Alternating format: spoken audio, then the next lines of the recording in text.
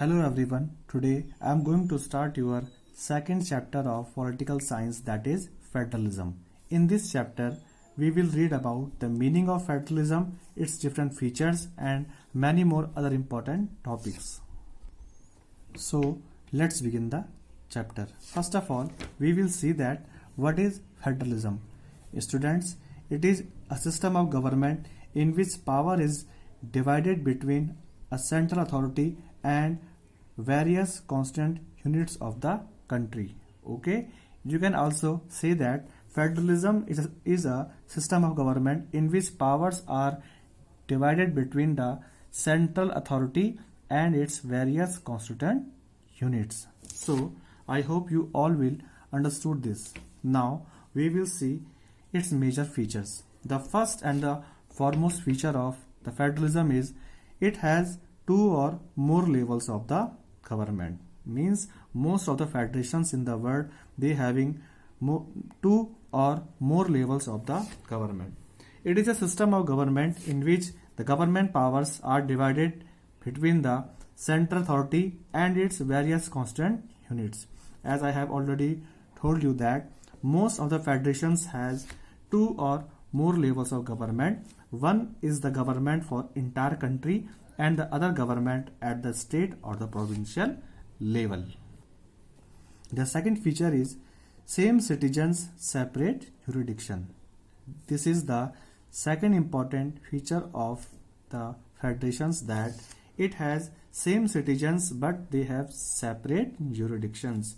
Means the different levels of the government, the different tiers of the government, this you have seen that this is the different levels of the government, center, state or the local self government. So what they just try to make you understood that different tiers of the governments, they govern the same citizens, but each tier has its own jurisdiction in specific matters of legislation, that is law making, taxation and the administration. Here you should know that what is jurisdiction.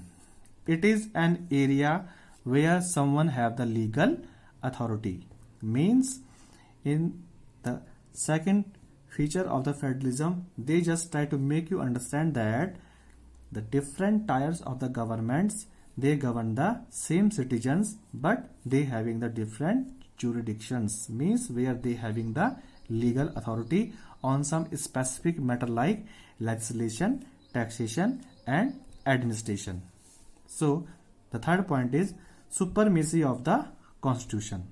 Means the jurisdiction of each level of the government are clearly specified in the constitution, so that the existence and the authority of each level are constitutionally safeguarded.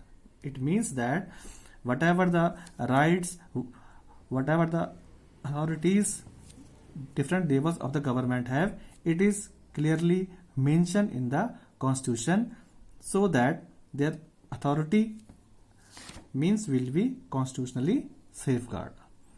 Now the fourth point is rigid constitution.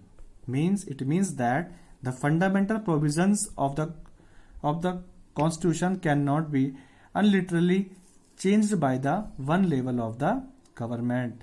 Such changes requires the consent of both the levels. Means if the central government wants to change certain fundamental provisions of the constitution, it cannot. It need the consent of the state governments also. Means we can say that the central government cannot change the fundamental provisions of the constitution without the approval of the state government. Okay. The fourth feature is supreme authority of the courts. Here in every federalism, courts have the power to interpret the constitution and the powers of different levels of the government. The Supreme Court here, which is the highest court of appeal, as you all know this, the Supreme Court act as an umpire in case of dispute arising between the different levels of the government. Means in the first chapter when I was explaining you about the horizontal power sharing, that time I told you about the legislature executive and the judiciary. So here the judiciary play the role of umpire if there is a dispute arising between the different levels of the government regarding their powers. So in this context we can say that federalism having the dual objectives. Okay, means it safeguard and promote the unity of the country, at the same time to it also accommodate the regional diversity of the nation. Okay, so these are the important features of federalism. I hope you have understood all these features, and if you having any problem you can see the notes which I have given you in the WhatsApp groups. Now we will see your topic 2, that is types of federalism.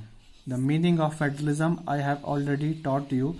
Now we will see that how many types of the federalism are. There are two major types of federalism. The first one is coming together federation, okay, and the second one is holding together federation. These two are the major forms of federations. So under the coming together federation, the independent states come together of their own to form a bigger unit. USA is the best example of this type of federation, as I have already taught you in class 9 that USA in its past was divided into 13 different states and they all come together to form a bigger unit. So the first feature of coming together federation is that in this type of federation, the independent states, they all come together of their own to form a bigger unit. All the constant states, they having the equal powers. In such type of federations, all the merging states who all come together, they having the equal powers. And I have already given you the examples. USA and Switzerland are the examples of such type of federations. Now we will see another one, that is holding together federation. Under this type of federation, a large country like India decides to divide its power between the states and the center. As we all know that India is a vast country, so it is very difficult for the one level of the government to administer such a huge nation with a diverse population. So what we have done, our leaders, our government, they divided the power between the center and its various constant unit, which I have already taught you earlier. Okay. The second point is central government tend to be more powerful in such type of federations. In most of the holding together federations, central government always having the more powers than the state governments. And India and Belgium, I have already taught you about the Belgium, so I hope you all remember this. So these two countries are the examples of holding together federation. Now we will see your third topic, that is decentralization. Decentralization means when the powers of central and state governments are given to the local self-government. It is called decentralization. Students, in the first chapter I have told you that India is a vast country having a huge amount of population which is diverse in its nature. So it is very difficult for the central or the state governments to look after the small issues which were related to the villages or the rural areas. So I have already told you this, that most of the federations, they having the two levels of government, but in India, as our states are as big as the countries of Europe, so we having the third level of government also, that is local self-government. This process is also called decentralization. So when the power is taken away from the central and the state governments and given to the local self-government, it is called decentralization. Okay, I hope you understood the meaning of decentralization. It is very easy. Okay, so now we will see why there is a need for decentralization and what are its major advantages. Okay, the first advantage of the decentralization is locals have the better knowledge. Means in the rural regions, the local people, they have the better knowledge of their area, their locality. They know what or which are the areas where there need to be more focus. So in this context, being familiar to their regions, they know that where the money could be invested. The second advantage is direct participation of the people.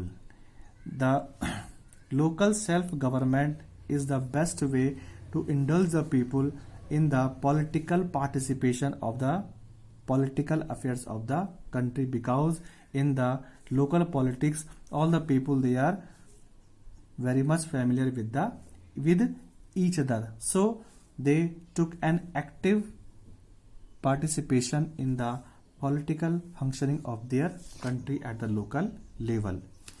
The third one is it laid the foundation of true democracy. Okay, students, you have already know what the democracy is, where the rulers are elected by the people, and when the people, they started to took an active part in the political affairs of the country, it laid the foundation of democracy. Okay, the fourth one is reduction of the burden of central government. This point I have explained you many times when I told you this. The center and the state government, they do not have enough time or means to sort out the small problems of the villages or the problems which were associated at the local levels. So the local self-government reduce the burden of the center as well as the state governments. Okay, the last and the important point is it also led the women empowerment, as 1/3 of the seats were reserved for the women at the local level, so they also actively led their participation in the political affairs, so it also took their empowerment. So I have told you about the federalism, its features, types of federalism and decentralization. These three are the most important topics of this chapter 2, that is federalism. Okay, so please watch the video, and if you having any problem, you can ask me and you can go through the notes which I have provided you in the WhatsApp group. So please see the notes and see the video also. Thank you.